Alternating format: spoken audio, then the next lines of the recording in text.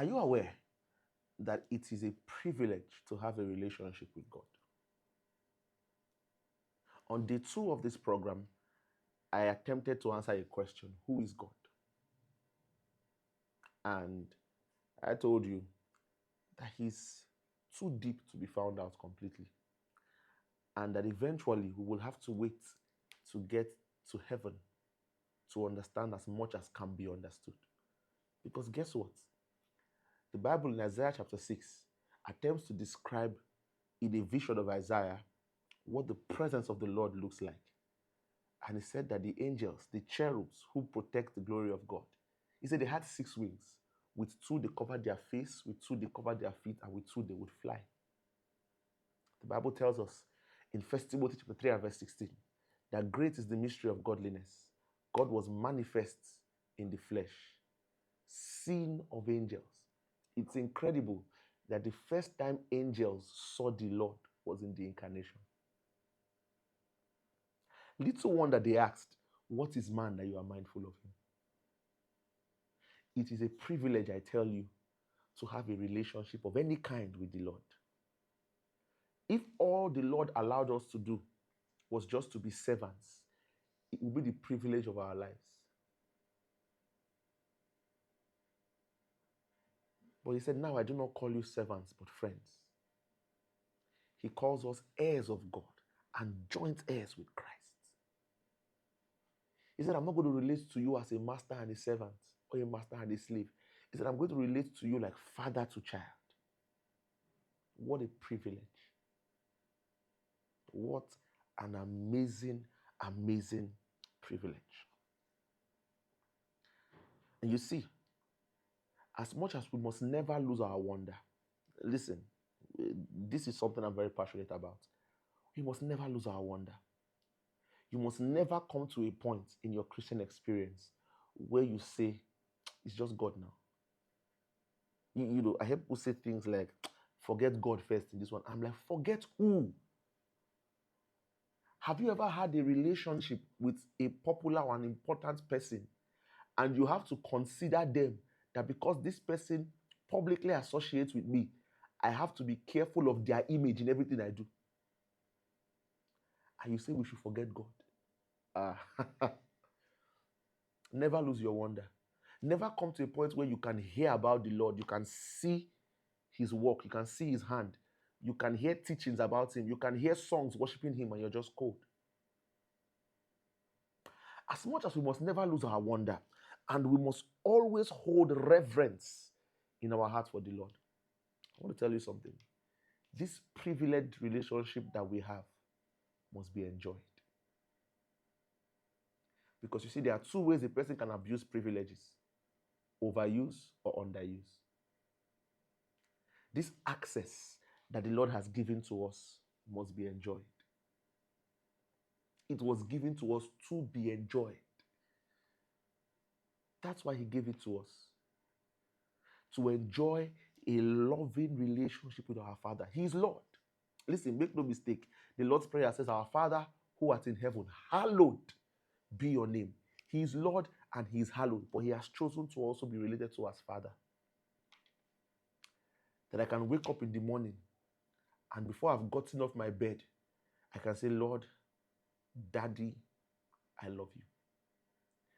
Thank you for a new day. Without fear, oh my God. The Bible says that he who knew no sin was made sin so that we would make the righteousness of God in him. So without fear, without guilt, without shame, as his righteousness, I can come before him boldly. I can come into his holy of holies. Correction. I am always in his holy of holies. In his most holy place, that's where I dwell. I abide under the shadow of the Almighty. He's my Father. That relationship is to be enjoyed. And so you see, when I teach you about things like prayer and praying from the perspective of a relationship, I'm not trying to sound different or removed from preachers in my day. I'm telling you that this is a perspective to your relationship with the Lord where you can say, I'm not struggling to relate with you. If I struggled at all, maybe it was because I could not understand how a God who is so mighty, how the thrice holy God, a God who is what no one else is, will stretch out his hands and say, I want to relate with you. But I'm not struggling because you are boring. I'm not struggling because you are a chore. I'm enjoying it. And that the more I stay with you, the more I'm allowing you to make me like you. You see, in the past couple of weeks, I've had multiple discussions, funny enough, with different people on the concept of free will and free moral agency, and what limits exactly are there to free will. And thinking about it, let me say this. God help me find the right words. You must understand that even in the concept of free will, it's a privilege to be able to know what God wants you to do and to follow him. And so when I think of the concept of free will, I think of a God so benevolent that he says, you know what? I don't want you to follow me because I imposed it on you. But I look at myself and I say, if you have any sense at all, you will know that the best thing for you is to follow this God. Not out of compulsion or out of necessity, but because this relationship, this privileged relationship, is the most important one that can ever exist in my life. And so, as a parting gift for this course,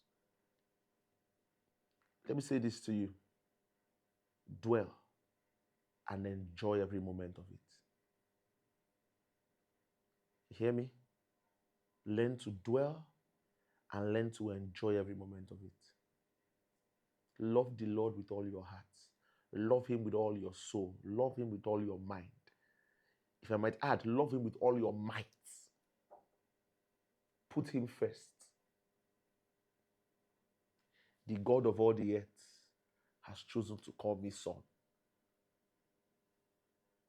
Why won't I call him Father?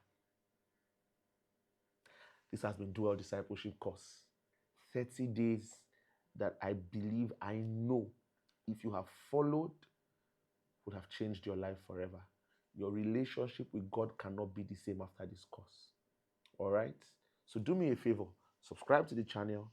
But more than that, we've compiled the 30 days into a playlist on YouTube, and I will not be taking it down. Okay? Sit with these videos again. Listen to them. Talk to the Lord about the things you learn. Repent where you need to repent. Be bolder where you need to be bolder. Share it with your friends. This is life-changing stuff. Listen, you will never make a better decision than the one to spend your life loving Jesus, than the one to build intimacy with Jesus. All right? I love you all. It's been my privilege taking you on this journey. I have another beautiful one to take you on very soon, and I cannot wait to start. But for today, dwell. Jesus is with you.